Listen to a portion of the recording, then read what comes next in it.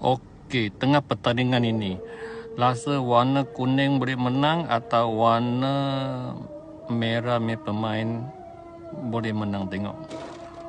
Warna kuning atau warna merah. Agaknya tengok begitu. Tengok macam itu warna merah sudah menang. Tengok lagi. Lagi.